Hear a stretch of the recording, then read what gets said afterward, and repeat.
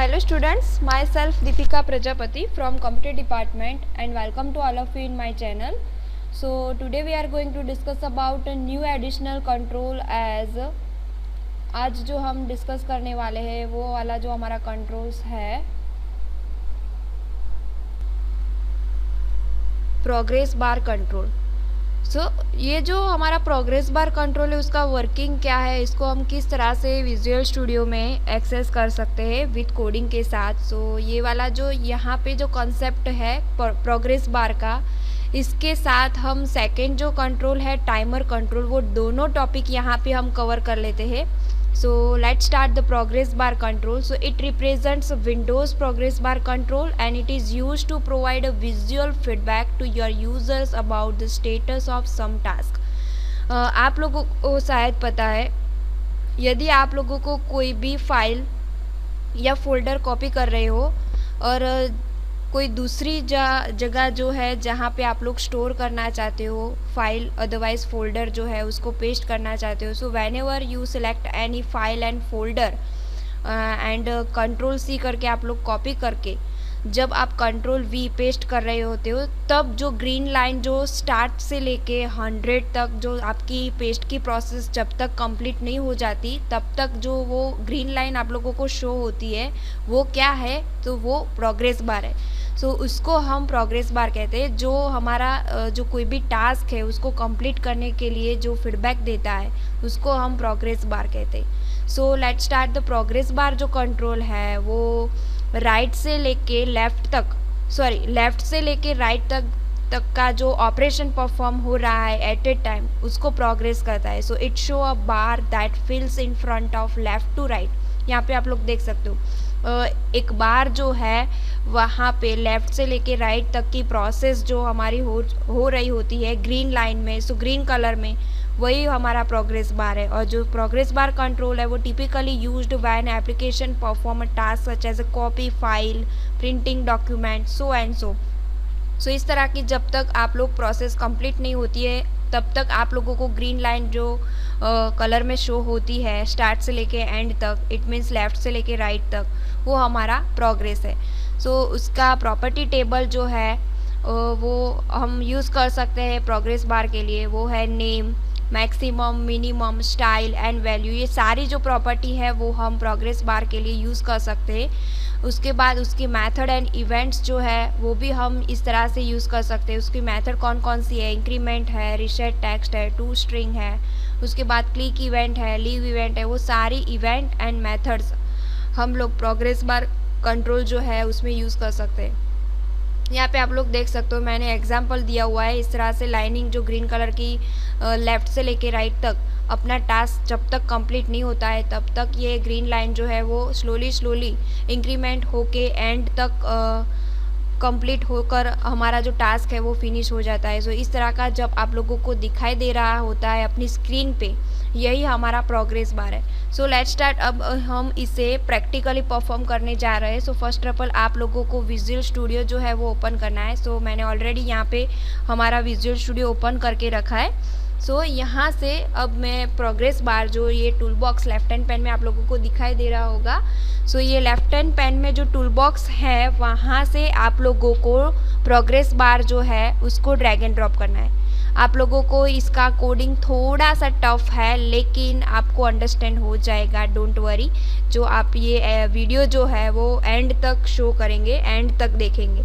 यहाँ पे मैं आपको कम्प्लीटली कोडिंग भी अंडरस्टैंड करवाऊँगी। ये वीडियो एंड तक आप लोगों को देखना है किस तरह से प्रोग्रेस बार जो है वो परफॉर्म होता है।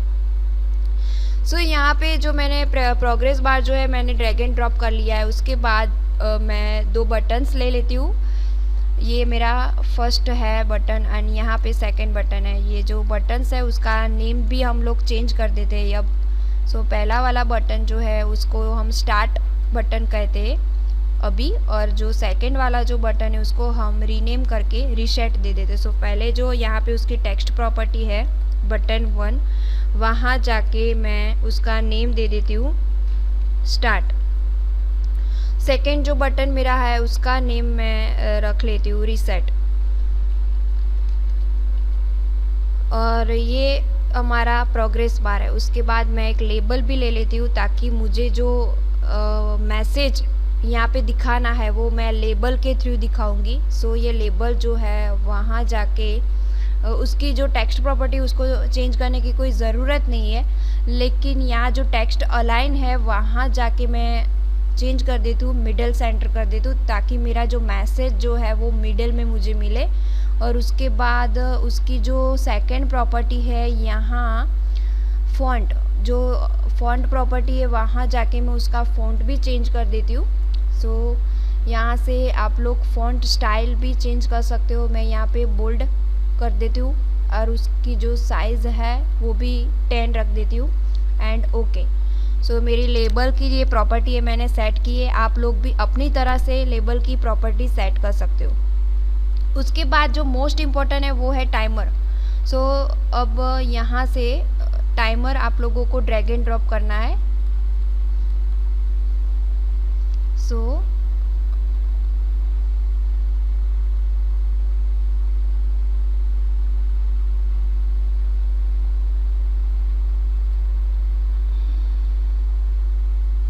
यहाँ मैं सर्च कर लेती हूँ टाइमर, क्योंकि मुझे कहीं दिखाई नहीं दे रहा है। ये रहा हमारा टाइमर।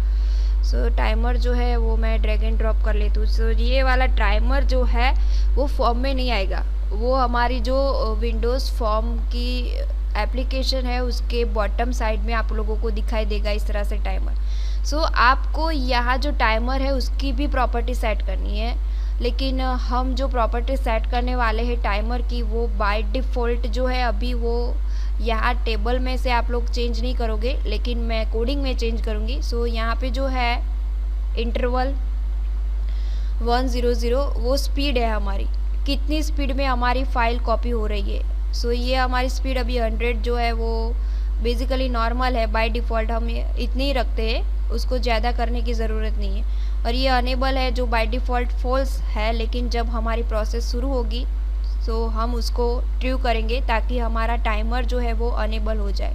सो अब हम कोडिंग करने का स्टार्ट करेंगे। सो यहाँ पे आप लोग स्टार्ट बटन जो है वहाँ पर डबल क्लिक कर लो। सो डबल क्लिक करने के बाद आप लोगों को कोडिंग स्टार्ट करना है। सो यहाँ पे हम कोडिंग स्टार्ट करने वाले हैं। सो पहले मुझे जो हमारा प्रोग्रेस बार है उसका इनिशियलाइजेशन चाहिए। सो पहले मैं क्या करने वाली हूँ, जो स्टार्ट बटन है वो स्टार्ट बटन में यदि हम हमारी प्रोसेस स्टार्ट कर रहे हैं सो टाइमर भी अनेबल होना चाहिए। सो टाइमर अनेबल करने के लिए मैं पहले जो हमारा टाइमर है उसको अनेबल करती हूँ। सो टाइमर 1 डॉट अनेबल और उसको इनिशियलाइज वैल्यू ट्रू करने के लिए इज इक्वल्स टू आपको क्या वैल्यू देनी है, ट्रू।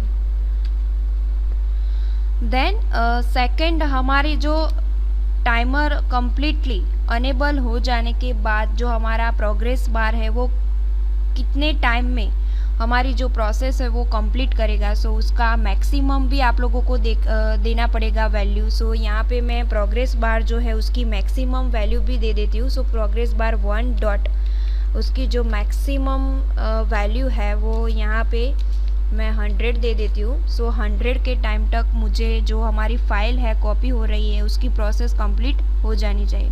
उसके बाद एक वेरिएबल है उसको इनिशियलाइज़ कराना पड़ेगा। सो इनिशियलाइज़ कराने के पहले हमें पहले वेरिएबल को डिक्लेयर भी करना पड़ेगा। सो मैं एक वेरिएबल यहाँ एज अ ग्लोबली यहाँ पे आप लोग देख सकते हो एक वेरिएबल जो है वो मैं यहाँ एक ग्लोबली डिक्लेयर कर देती हूँ। सो यहाँ पे मैं एक वेरिएबल ले लेती हूँ dim I एज इंटीजर, ये मैंने ग्लोबली डिक्लेयर किया हुआ है और इसी को अब हम इनिशियलाइज़ करते हैं। इनिशियलाइज़ का मीनिंग क्या होता है आप लोगों को अंडरस्टैंड है, आप लोगों को पता ही है। इनिशियलाइज़ का मीनिंग होता है कि हम उसको वैल्यू असाइन करें। सो यहाँ पे हमने I जो है उसको डिक्लेयर कर दिया है, अब हम उसकी वैल्यू जो है उसको इनिशियलाइज़ करते हैं I इज इक्वल्स टू 1। सो हमारा ये वाला जो कोडिंग है वो बटन स्टार्ट है उसके लिए है। अब सेकंड हमारा जो बटन है रीसेट, उसके लिए भी हमें कोडिंग करना पड़ेगा। सो ये वाला रीसेट है उसके ऊपर डबल क्लिक करते हैं। सो यहाँ पे बटन 2 अंडरस्कोर क्लिक जो है वो ओपन हो चुका है। सो यहाँ पे अब हम वैल्यू इनिशियलाइज करते हैं बटन में भी। सो यहाँ पे i is equals to 1, then progress bar की जो वैल्यू है वो भी यहाँ पे भी हमें इनिशियलाइज करनी है। सो प्रोग्रेस बार 1 डॉट उसकी वैल्यू जो है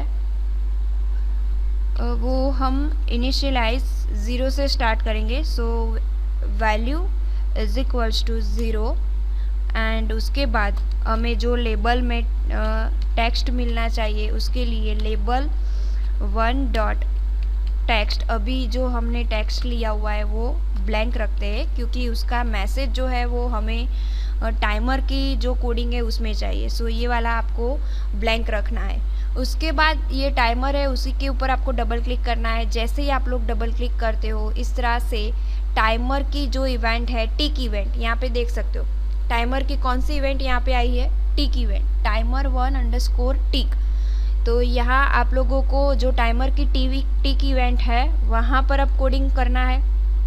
सो वहाँ पे अब हम कोडिंग करने जा रहे हैं। तो उस टाइमर में भी आप लोगों को वैल्यू असाइन करना है। सो यहाँ पे जो आपने दी है 0 वैल्यू, सो 0 से भी आपको आगे जाना है इंक्रीमेंट करके। सो यहाँ पे आप लोग क्या राइट डाउन करेंगे, progress bar 1 dot value is equals to, आप लोगों को इंक्रीमेंट करना है इसलिए progress bar 1 dot value plus 1, इस तरह से कोडिंग करना है। और उसके बाद हमारी जो प्रोसेस स्टार्ट हो चुकी है सो उसको हमें मैसेज भी नीचे शो होना चाहिए, इसलिए लेबल 1 डॉट टेक्स्ट, वहाँ पे मुझे इस तरह से मैसेज मिलना चाहिए कि हमारी प्रोसेस स्टार्ट हो चुकी है। सो यहाँ पे मैं लिख देती हूँ मैसेज प्रोसेस स्टार्ट। हमारी प्रोसेस जो है वो स्टार्ट हो चुकी है।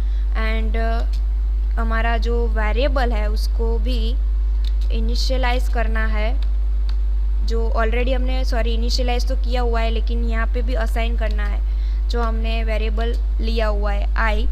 एंड स्टार्ट होने के बाद कितनी % हमारी प्रोसेस कंप्लीट हुई है वो भी हमें दिखाना है, इसीलिए % में हम कंप्लीट का भी मैसेज पास करेंगे। सो कंप्लीटेड इस तरह से।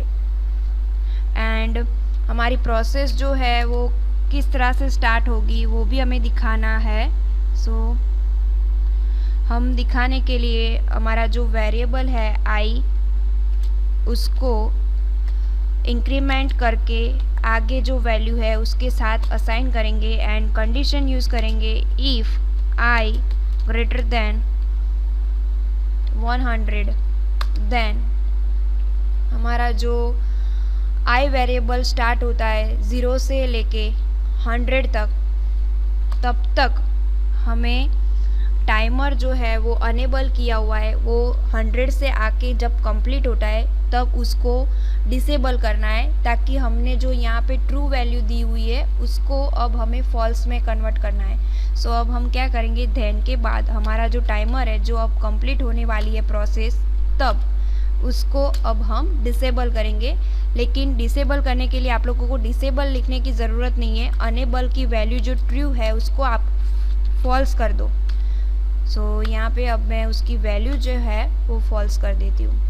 सो यहाँ पे मेरा कोडिंग जो है ऑलमोस्ट कंप्लीट हो चुका है। आप लोगों को फिर से अंडरस्टैंड करवा देती हूँ। ये वाला जो कोडिंग है वो हमारा स्टार्ट के लिए है, बटन 2 जो है वो रिसेट के लिए है, और ये हमारा टाइमर जो अपना काम करना शुरू करेगा जैसे ही हम प्रैक्टिकल को परफॉर्म करेंगे। सो अब हम प्रैक्टिकल परफॉर्म करने वाले हैं। So let's start.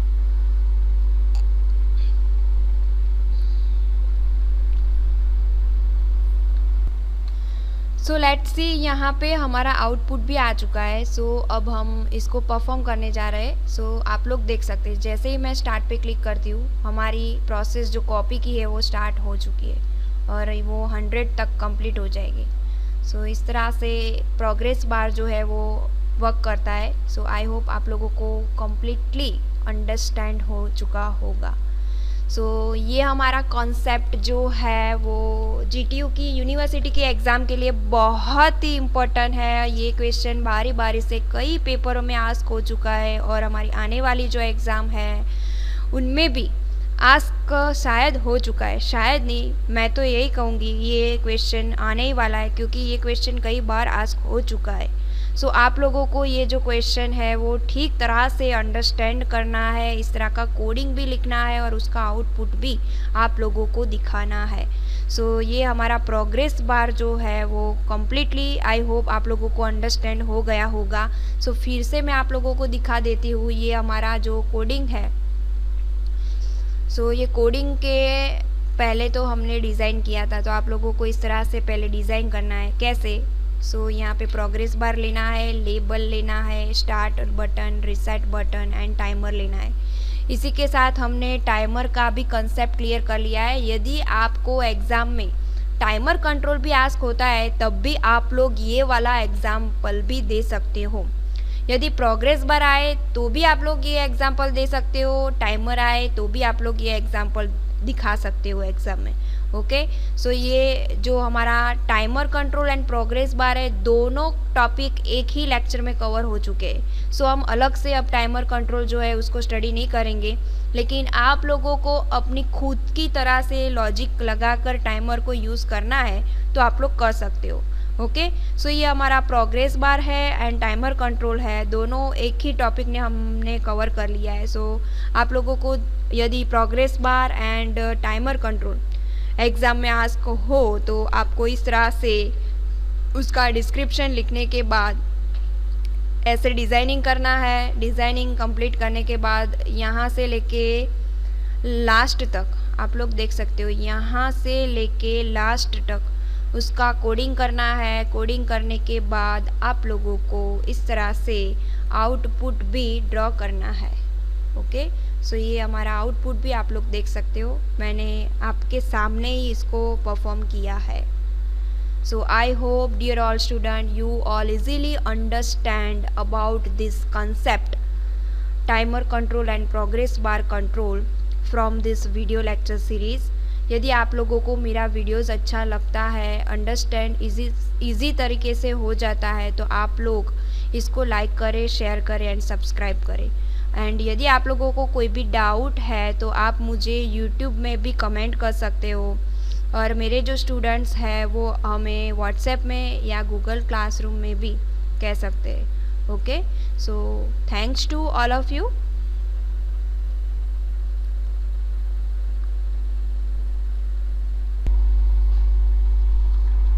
Hello students, myself Deepika Prajapati from Computer Department and welcome to all of you in my channel.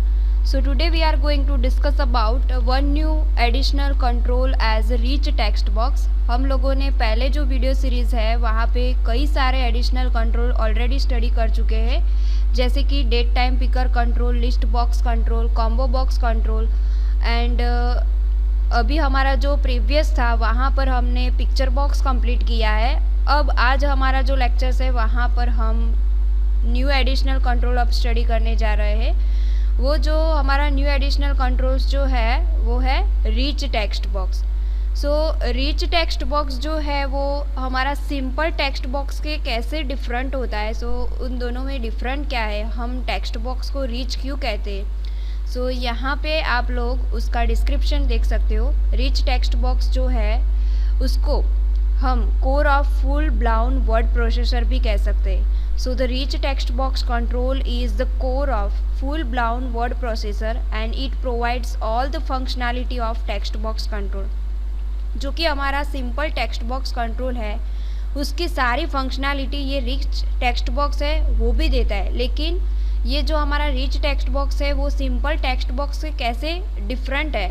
सो ये जो रिच टेक्स्ट बॉक्स जो है वो सिंपल टेक्स्ट बॉक्स का एडवांस वर्जन है, क्योंकि टेक्स्ट बॉक्स से ज़्यादा प्रॉपर्टी, इवेंट्स और मेथड ये रिच टेक्स्ट बॉक्स है वो एक्सेस करने देता है। So it can handle multiple typefaces, size and attributes and other offers precise control over the margin of the text.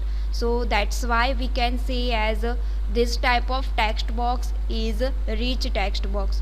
सो ये वाला जो क्वेश्चन है वो हमारे एग्ज़ाम में कई बार आस्क हो चुका है और आने वाली एग्ज़ाम में भी ये क्वेश्चन आएगा। सो ये जो रीच टेक्स्ट बॉक्स जो है उसका डिफरेंट GTU के एग्ज़ाम में 3 मार्क्स में आस्क हो चुका है। So give the difference between simple text box and reach text box, ये वाला जो क्वेश्चन आस्क होता है तो आप लोगों को पहले सिंपल जो टेक्स्ट बॉक्स है उसको डिस्क्राइब करना है, उसके बाद एडवांस वर्जन उसका जो रीच टेक्स्ट बॉक्स है उसको डिस्क्राइब करना है। सो लेट्स स्टार्ट। अब हम लोग उसका डिफरेंस भी देख लेते हैं कि उसका डिफरेंट क्या है। वो हम प्रॉपर्टीज़ टेबल के बाद हमारा जो लाइव प्रैक्टिकल डेमो है उसी के साथ हम डिस्कस करेंगे उसका डिफरेंस। सो ये वाला जो हमारा प्रॉपर्टी टेबल है जहाँ पे जो प्रॉपर्टी दी हुई है back colour, for colour, maximum length, multi line, read only, text, ये सारी प्रॉपर्टी हमारी टेक्स्ट बॉक्स जो सिंपल है उसकी भी है। सो ये सारी प्रॉपर्टी के अलावा रीच टेक्स्ट बॉक्स है उसकी क्या जो प्रॉपर्टी है जो टेक्स्ट बॉक्स अलाउ नहीं करता। सो वो हम प्रैक्टिकल जो हमारा अभी स्टार्ट करने जा रहे हैं वहाँ पर ही हम आप लोगों को दिखाएंगे कि किस तरह से मोर देन ज़्यादा जो प्रॉपर्टी हम यूज़ कर सकते हैं रिच टेक्स्ट बॉक्स में वो टेक्स्ट बॉक्स में नहीं कर सकते। सो ये प्रॉपर्टी टेबल के बाद जो मेथड है वो रिच टेक्स्ट बॉक्स में हम यूज़ कर सकते हैं, वो है append text, clear, select all, undo. ये सारी जो मेथड है वो हम रिच टेक्स्ट बॉक्स में यूज़ कर सकते हैं। सो अपेंड टेक्स्ट जो है वो किसके लिए यूज़ होता है? So this method use to append the text to current text box of the control. Clear जो है वो हमारी मेथड जो टेक्स्ट जो हमारे टेक्स्ट बॉक्स के अंदर स्टोर हुए हैं उसको क्लियर करने के लिए होता है। सिलेक्ट ऑल जो है वो हमारा कंट्रोल्स के अंदर जो भी टेक्स्ट है उसको सिलेक्ट करने के लिए है।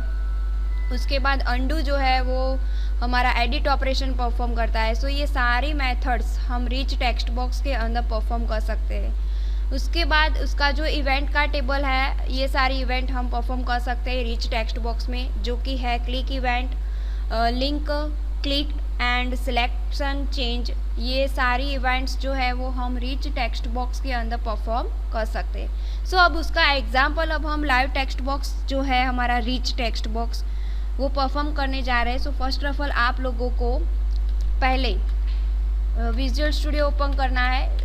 यहाँ पे आप लोग देख सकते हो मैंने ऑलरेडी विजुअल स्टूडियो ओपन करके रखा है और यहाँ से जो tool box left hand pan में आप लोगों को दिखाई दे रहा होगा। सो ये लेफ्ट हैंड पैन में जो हमारा टूल बॉक्स है वहाँ से ये रिच टेक्स्ट बॉक्स है जो ड्रैग एंड ड्रॉप कर रही हूँ मैं अभी। ये जो हमारा रिच टेक्स्ट बॉक्स है वो सेम लाइक टेक्स्ट बॉक्स जैसा ही है, लेकिन जो टेक्स्ट बॉक्स है उससे कई ज़्यादा एडवांस फीचर जो है ये रिच टेक्स्ट बॉक्स देता है। सो किस तरह का एडवांस फीचर ये रिच टेक्स्ट बॉक्स देता है? सो यहाँ पे आप लोग देखो इसकी सारी भी प्रॉपर्टी यहाँ पे आप लोग देख सकते हो। ये फॉन्ट है, उसका फॉर कलर है, उसका लाइंस जो है वो सब कुछ हम सेट कर सकते हैं। उसका बैक कलर, बॉर्डर स्टाइल, इसकी कर्सर, ये सब कुछ यहाँ से हम जो रिच टेक्स्ट बॉक्स है उसकी प्रॉपर्टी को सेट कर सकते हैं। लेकिन यहाँ पे आप लोग देख सकते हो मैं अनदर एक प्रॉपर्टी है उसी के बारे में आप लोगों को मैं बात करने वाली हूँ जो है जूम फैक्टर। यहाँ पे आप लोग देख सकते हो ये जूम फैक्टर है। सो जूम फैक्टर की वैल्यू यहाँ पे क्या दी हुई है? 1 है। सो ये जो जूम फैक्टर की वैल्यू 1 जो बाय डिफ़ॉल्ट होती है, सो इसका मीनिंग क्या है? सो आप लोगों को मैं रन करके दिखाया तो यहाँ पे अभी मैंने कोई भी कोडिंग नहीं किया है, सिर्फ यहाँ पे डिज़ाइनिंग किया हुआ है। सो लेट्स स्टार्ट। मैं स्टार्ट करती हूँ और उसको परफॉर्म करके दिखाती हूँ ये जूम फैक्टर का मीनिंग क्या है। सो जैसे ही मेरा प्रोग्राम रन होगा और आउटपुट आएगा तो मैं रैंडमली कोई भी अल्फ़ाबेट्स डालती हूँ। अभी परफॉर्म होना शुरू हुआ है, धीरे धीरे से आउटपुट भी आ जाएगा।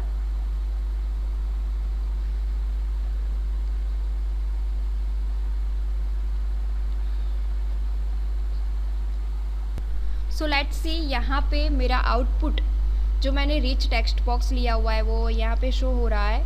सो यहाँ जूम फैक्टर मैंने आपको दिखाया था प्रॉपर्टी में, उसकी बाय डिफ़ॉल्ट वैल्यू जो थी वो 1 थी। उसका मीनिंग क्या है? यहाँ पे मैं कोई भी अल्फ़ाबेट्स डालती हूँ। सो यहाँ पे रैंडमली जो मेरी अल्फ़ाबेट्स फॉन्ट की जो साइज़ है वो 1 है। सो 1 के हिसाब से यहाँ पे मेरा जो अल्फ़ाबेट्स मैंने टाइप किया हुआ है वो इसी साइज़ में आएगा। यदि मैं जूम फैक्टर की वैल्यू इंक्रीमेंट करती हूँ, इट मीन्स मैं 2, 5, 10 इस तरह से देती हूँ, तो मुझे यहाँ पे जो अल्फ़ाबेट्स मैं टेक्स्ट बॉक्स के अंदर स्टोर करने के लिए पुटअप करूँगी तो उसकी साइज़ जो है वो इंक्रीज़ हो जाएगी। सो शायद यहाँ पे जो मैं जूम फैक्टर है वहाँ पे जो प्रॉपर्टी बाय डिफ़ॉल्ट 1 है वो रिमूव करके मैं 5 देकर फिर से रन करती हूँ। सो अब जो रन करके आप लोग देख सकते हो यहाँ पे जो मेरा DIPIK मेरा नाम जो है वो 5 मैंने दिया, सो वो बड़ी साइज़ में आ गया है। उसका फ़ॉन्ट साइज़ जो है वो बड़ा हो चुका है। सो जूम फैक्टर का मीनिंग क्या है, अपना जो फ़ॉन्ट है जो आप लोग टेक्स्ट बॉक्स के अंदर डालने वाले हो उसकी जो फ़ॉन्ट साइज़ है वो डिक्रीज़ अदरवाइज़ इंक्रीज़ करता है। सो ये वाली प्रॉपर्टी जो है वो मोस्ट इम्पॉर्टेंट प्रॉपर्टी है, और ये जूम फैक्टर की प्रॉपर्टी है वो हमारा सिंपल टेक्स्ट बॉक्स है उसमें अलाउ नहीं होता है। सो ये एडवांस फीचर हुआ ना हमारा रिच टेक्स्ट बॉक्स का। सो जो एडवांस कई सारी प्रॉपर्टी है जो टेक्स्ट बॉक्स में हमें नहीं मिलती है लेकिन रिच टेक्स्ट बॉक्स में मिलती है, इसीलिए हम इसको रिच बोलते हैं। सो ये तो हमारी फर्स्ट ही थी। अभी कई सारी ऐसी प्रॉपर्टी है जो हमें टेक्स्ट बॉक्स में नहीं मिलती है लेकिन रिच टेक्स्ट बॉक्स में मिलती है। सो अब ये वाली मैंने दिखाई वो विदाउट कोडिंग थी, ओनली डिज़ाइनिंग के पोर्शन से थी, लेकिन अब मैं आपको दिखाऊंगी वो जो है कोडिंग करने के लिए है। सो कोडिंग करने के लिए मैं यहाँ पर एक बटन ले लेती हूँ और इसका नेम मैं चेंज कर देती हूँ। टेक्स्ट प्रॉपर्टी में जाके ये वाला जो बटन है उसकी टेक्स्ट प्रॉपर्टी यहाँ पे आप लोग देख सकते हैं। इसकी जो टेक्स्ट प्रॉपर्टी है यहाँ पे वो बटन 1 रिमूव करके मैं यहाँ पे ओके बटन ले लेती हूँ और उसी में अब हम कोडिंग करने जा रहे हैं। सो आप लोगों को डबल क्लिक करना है ओके बटन पे, और मुझे रिच टेक्स्ट बॉक्स में जो भी टेक्स्ट है वो राइट साइड में चाहिए। सो मैं क्या करती हूँ, पहले रिच टेक्स्ट बॉक्स 1 डॉट आप लोगों को लिखना है सिलेक्शन अलाइनमेंट। सो यहाँ पे सिलेक्शन अलाइनमेंट बाय डिफ़ॉल्ट आ जाएगा जैसे ही आप लोग 3 या 4 अल्फ़ाबेट्स राइट डाउन करेंगे। सो सिलेक्शन अलाइनमेंट मुझे राइट साइड में चाहिए। सो मैं इस तरह से लिख दूँगी हॉरिजॉन्टल अलाइनमेंट डॉट राइट। सो अब इसको परफॉर्म करके देख लेते हैं किस तरह से आउटपुट आता है। सो यदि मैं अब जो रिच टेक्स्ट बॉक्स है उसमें कोई भी अल्फ़ाबेट्स यहाँ पे लिखती हूँ दीपिका और ओके बटन पे क्लिक करती हूँ, सो वो राइट साइड में मुझे मिलेगा इस तरह से। सी आप लोग देख सकते हो मैंने पहले जो दीपिका लिखा हुआ था वो by default left hand side में था और जैसे ही मैंने ओके बटन पे क्लिक किया वो राइट साइड में आ गया। सो ये हमारी सेकंड प्रॉपर्टी है जो सिंपल टेक्स्ट बॉक्स में हमें नहीं मिलती। इसका फीचर्स जो है वो only and only rich text box में मिलता है। उसके बाद यदि हमें सेंटर में चाहिए सो यहाँ से मैं सेंटर भी लिख सकती हूँ, हॉरिजॉन्टल अलाइनमेंट डॉट सेंटर। यदि आप लोग इस तरह से सेंटर सेट करते हो तो आउटपुट में जैसे ही आप लोग अल्फ़ाबेट्स एंटर करते हो दीपिका, सो ये वाला जो मेरा नेम है वो सेंटर में आ जाएगा इस तरह से। सो ये अलाइनमेंट वाली प्रॉपर्टी है वो भी आप लोग सेट करते हो यदि रिच टेक्स्ट बॉक्स में, तो आपको जिस तरह से आपका अल्फ़ाबेट्स लेफ़्ट में चाहिए, राइट में चाहिए या लेफ़्ट सेंटर में चाहिए वो मिल सकता है, लेकिन ये वाला जो फीचर्स है वो हमें सिंपल टेक्स्ट बॉक्स में नहीं मिलता है। उसके बाद हम पहली जो हमारी जूम फैक्टर की प्रॉपर्टी थी उसके बाद ये हमने अलाइनमेंट वाली जो प्रॉपर्टी है वो भी परफॉर्म कर ली। यदि अब हमें हमारा जो अल्फ़ाबेट्स है उसमें कलर चाहिए, सो कलर के लिए भी मैं इस तरह से लिख सकती हूँ rich text box 1 dot selection colour. यहाँ पे आप लोग देख सकते हैं सिलेक्शन कलर भी है और आपको जो भी कलर चाहिए वो कलर भी सेट कर सकते हो। सो यहाँ से rich text box 1 dot selection colour is equals to, यहाँ पे आप लोग कलर आपको जो भी चाहिए वो सिलेक्ट करके यहाँ पे लिख सकते हो। सो यहाँ मुझे रेड कलर लाना है, सो मैं यहाँ पे रेड लिखती हूँ। अब देखते हैं इसको भी परफॉर्म करके।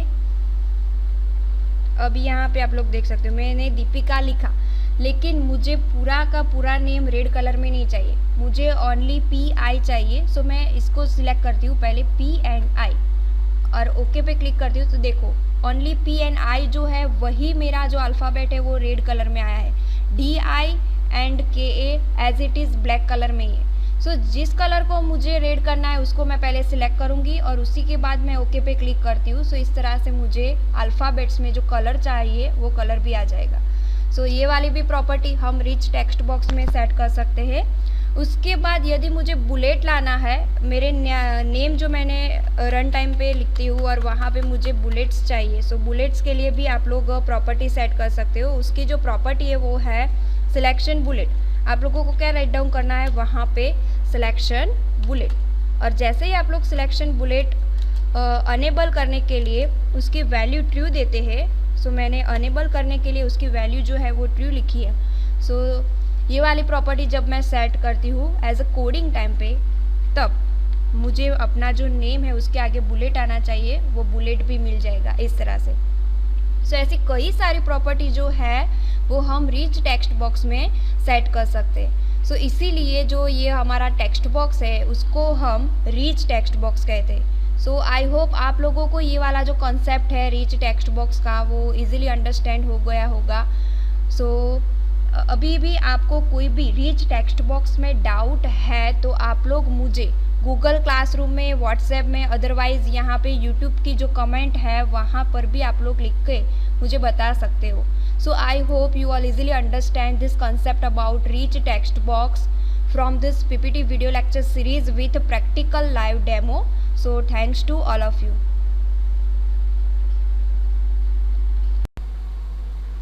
Hello students, myself Deepika Prajapati from Computer Department and welcome to all of you in my channel Deepika Prajapati. So let's start. Today we are going to discuss about one new additional control as a picture box. हम लोगों ने पहले कई additional controls, इनकी पहली जो video series हमारी है वहाँ पे हमने कॉन्सेप्ट के साथ, लाइव प्रैक्टिकल डेमो के साथ अंडरस्टैंड किया है। अब हम जो न्यू एडिशनल कंट्रोल जो है वो स्टडी करने वाले हैं। सो वो वाला जो हमारा कंट्रोल्स है वो पिक्चर बॉक्स है। सो पिक्चर बॉक्स जो है वो किस तरह से परफॉर्म होगा विजुअल स्टूडियो में, उसका कॉन्सेप्ट क्या है, वर्किंग क्या है। सो यदि आप लोगों को कोई इमेज डिस्प्ले करनी हो आपकी साइट में, अदरवाइज़ आप लोग को पता है कि आप लोग कोई बड़ी साइट है जैसे कि अमेज़ोन है या कोई भी है, वो साइट आप लोग ओपन करते हो तो आप लोगों को साइड में एडवर्टाइजमेंट दिखाई देता है, अदरवाइज़ कोई पिक्चर आ जाता है। सो इस तरह का आप लोगों को भी अपनी साइट में पिक्चर्स लाना है, एडवर्टाइजमेंट पुटअप करना है। सो इस तरह से आप ये वाला जो कॉन्सेप्ट है वो यूज़ कर सकते हैं। तो वो कैसे होता है? सो पिक्चर बॉक्स का वर्किंग क्या है? So the picture box is used for displaying images on the form, and the image property of the control allow you to set an image at a run time, otherwise at a design time. So उसका property table इस तरह का है। हम किस किस property जो है वो पिक्चर बॉक्स कंट्रोल के लिए सेट कर सकते हैं। सो यहाँ पे बैक कलर है, इमेज लोकेशन है, साइज मोड है, टैब इंडेक्स है। ये सारी जो प्रॉपर्टी आप लोग देख रहे हैं, ये सारी प्रॉपर्टी हम पिक्चर बॉक्स जो हमारा एडिशनल कंट्रोल है वहाँ हम सेट कर सकते हैं। सो ये वाला क्वेश्चन जब GTU के एग्ज़ाम में आस्क हो तो आप लोगों को पहले उसका डिस्क्रिप्शन लिखना है, उसके बाद ये वाला जो प्रॉपर्टीज़ टेबल यहाँ पे दिखाया है इस तरह का प्रॉपर्टी टेबल ड्रॉ करना है। उसके बाद नेक्स्ट उसका मेथड टेबल है, कौन सी मेथड हम यूज़ कर सकते हैं। सो टू स्ट्रिंग मेथड है जो हम पिक्चर बॉक्स के लिए यूज़ कर सकते हैं। सो टू स्ट्रिंग वाली जो मेथड है वो क्या रिटर्न करेगा, स्ट्रिंग रिटर्न करेगा। सो हमारा जो पिक्चर बॉक्स करंट में है वहाँ पे आप लोग जो कोई स्ट्रिंग डालते हो, सो वो स्ट्रिंग रिटर्न करने के लिए आप लोगों को मेथड यूज़ करनी पड़ेगी, टू स्ट्रिंग मेथड। सो ये मेथड हम यूज़ कर सकते हैं। उसकी इवेंट्स है यहाँ पे, click event, mouse enter, mouse leave, resize, ये वाली सारी इवेंट जो है वो हम यूज़ कर सकते हैं। सो हम अभी जो यूज़ करने वाले हैं वो क्लिक इवेंट यूज़ करने वाले हैं। So let's start the example about picture box. So यहाँ पे मैंने आप लोगों को एक पिक्चर बॉक्स का एग्जाम्पल दिखाया है। सो ये वाला आप लोग स्क्वायर देख सकते हो, स्क्रीन पे आप लोगों को दिखाई दे रहा होगा। यहाँ पे आप लोग देख सकते हो ये स्क्वायर जो है यहाँ पे, ये हमारा पिक्चर बॉक्स है। जो आप लोगों को यहाँ से टूल बॉक्स देख सकते हो, टूल बॉक्स में से यहाँ से आप लोगों को ये वाला देख रहे हो picture box, drag and drop करना है। मैंने ये ड्रैग एंड ड्रॉप करके ही लिया हुआ है। सो ये पिक्चर बॉक्स जब आप लोग ड्रैग एंड ड्रॉप करते हो सो इसी साइज़ में आप लोगों को एट रन टाइम जो आप लोग पिक्चर लाना चाहते हो, इमेज जो शो कराना चाहते हो वो आ सकता है। इसका कोडिंग आप लोगों को कहाँ पे करना है, इसका कोडिंग जो है आप लोगों को क्लिक इवेंट बटन से ही कर सकते हो। अदरवाइज़ यदि आप लोगों को बटन यूज़ नहीं करना है तो आप लोग उसकी जो फॉर्म जो है वहाँ डबल क्लिक करके फॉर्म की लोड इवेंट में भी आप लोग कोडिंग कर सकते हो। यहाँ पे मैंने कोई भी बटन यूज़ नहीं किया है, आप लोग देख सकते हो। मैंने only picture box he drag and drop किया है, बटन ड्रैग एंड ड्रॉप नहीं किया है। इसका कोडिंग हम कहाँ करेंगे, ये हमारा फॉर्म जो है, जो फॉर्म दिख रहा है डिज़ाइनिंग में, वो फॉर्म पर डबल क्लिक करना है आप लोगों को, और फॉर्म के ऊपर आप लोग डबल क्लिक करोगे तब इस तरह से कोडिंग का पेज ओपन हो जाएगा। यहाँ पे आप लोग देख सकते हो प्राइवेट सब फॉर्म 1_ लोड। ये वाली लोड इवेंट है हमारी फॉर्म की, जब आप लोग फॉर्म पे डबल क्लिक करोगे तब ओपन हो जाएगी। और यहाँ पे आप लोगों को इस तरह से कोडिंग करना है। तो हमने क्या लिया है, पिक्चर बॉक्स, इसलिए हम लोग क्या राइट डाउन करेंगे यहाँ पे, picture box 1.image is equals to image.from file. कहाँ से हमें पिक्चर्स लेना है, फ्रॉम फाइल में आप लोगों को पाथ देना है जहाँ पर जहाँ पर आपकी पिक्चर है स्टोर हुई है, वहाँ से आपको उसकी प्रॉपर्टी में जाकर पाथ लेना है, और वही पाथ आप लोगों को me.text is equals to paste करना है। और बस ये 2 लाइन का ही कोडिंग है पिक्चर्स शो करने के लिए। आप लोगों को इजीली याद रह जाएगा। पहले आप लोगों को पिक्चर बॉक्स 1.image लिखना है, उसके बाद इमेज डॉट कहाँ से शो होनी चाहिए, तो जहाँ पे हमारा स्टोर हुआ है पिक्चर उसका पाथ है, वहीं से स्टोर जो है यहाँ से ही हमारी पिक्चर जो है वो शो होनी चाहिए। इसलिए हम फ्रॉम फाइल करके उसका पाथ यहाँ पे है वो डिनोट्स किया है। अब मैं आप लोगों को लाइव प्रैक्टिकल परफॉर्म करके दिखाती हूँ। आप लोगों को यदि मैं प्रैक्टिकल परफॉर्म करके दिखाऊंगी तो ज़्यादा आइडिया आएगा। Let start. अब हम प्रैक्टिकल परफॉर्म करने वाले हैं। आप लोगों को पहले Microsoft visual studio enterprise 2015 open करना है, और वहाँ पे इस तरह से फॉर्म जो आप लोगों को दिखाई दे रहा है मैं उसको थोड़ा मैक्सिमाइज कर देती हूँ।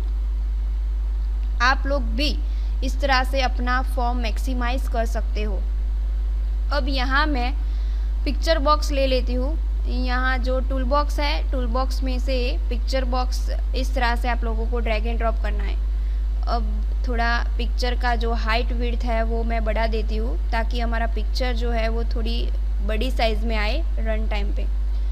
ये हमारा जो पिक्चर बॉक्स है वो हमने ड्रैग एंड ड्रॉप कर लिया है। अब यहाँ पे कौन सा पिक्चर मुझे लाना है वो अब हम कोडिंग के बेस में पाथ सेट करेंगे। अब मैं जो फॉर्म है वहाँ पे डबल क्लिक करती हूँ।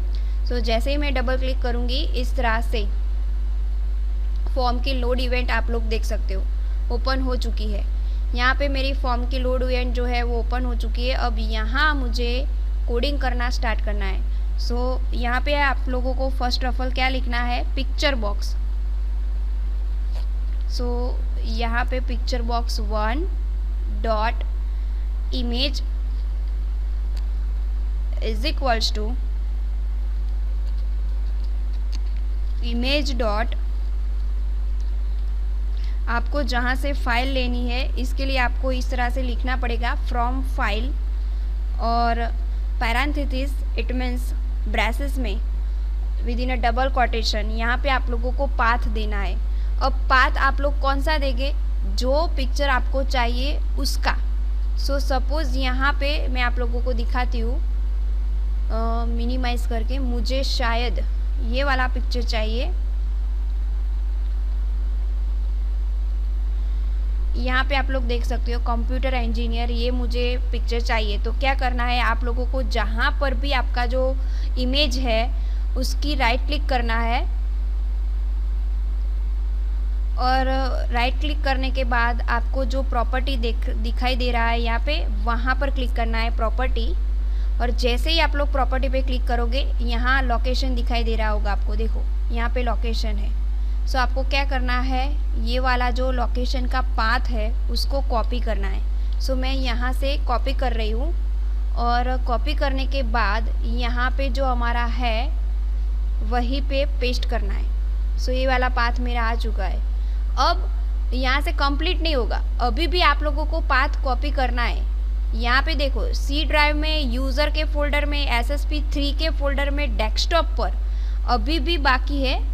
अभी आप लोगों को पाथ कंप्लीट नहीं है, अभी आप लोगों को पाथ में ऐड करना है। सो ये जो मेरा पाथ मैंने यहाँ से लिया हुआ है प्रॉपर्टी में से, वहीं पर आप लोगों को डेस्कटॉप के बाद इस तरह का स्लैश करके अभी भी एक कॉपी करना है। सो ये वाला कॉपी हो जाए तब आप लोगों को आपने जो इमेज का नेम रखा है, दिया हुआ है, यहाँ पे मेरी इमेज का नेम क्या है, कंप्यूटर इंजीनियर। सो ये वाला जो मेरा नेम है उसको अब मैं कॉपी करती हूँ, और कॉपी करने के बाद उसको, ये हमारा स्लैश है, उसके आफ्टर ही पेस्ट करना है। अभी भी मेरा पाथ कंप्लीट नहीं है, अभी भी आपको डॉट करके इसका एक्सटेंशन क्या है वो देख लेना है। सो अब हम एक्सटेंशन भी देख लेते हैं। उसका एक्सटेंशन क्या है, .jpg है। सो कंप्यूटर इंजीनियर के बाद आप लोगों को यहाँ पे डॉट करके क्या लिखना है, JPG, जो हमारा इमेज का एक्सटेंशन है। कौन सी फॉर्मेट में हमारी इमेज है, JPG फॉर्मेट में। सो अब ये हमारा पाथ जो है वो कम्प्लीटली ब्राउज हो चुका है।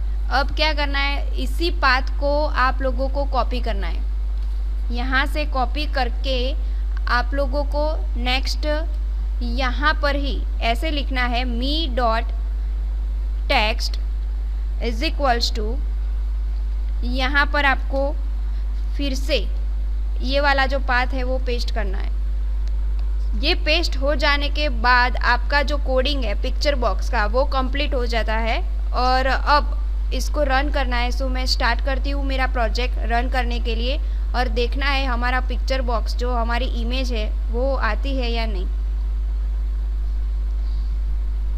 सो मेरा प्रोजेक्ट जो है वो बिल्ट होना शुरू हो चुका है। आप लोग देख सकते हैं यहाँ पे बिल्ट होना शुरू हो चुका है, बिल्ट स्टार्टेड हो चुका है।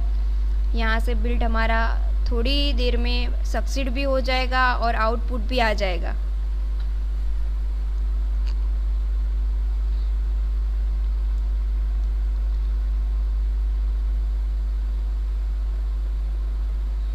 थोड़ा सा ही वेट करना है, हमारा आउटपुट आ जाएगा। बिकॉज कोई भी एरर नहीं है। सो यदि एरर होती तो रेड लाइन या कुछ वार्म अप, अदरवाइज़ वार्निंग भी हम लोगों को दे देते, लेकिन कोई भी एरर नहीं है। अब सक्सीड हो चुका है और आउटपुट भी इन अ फ्यू सेकेंड में आ जाएगा।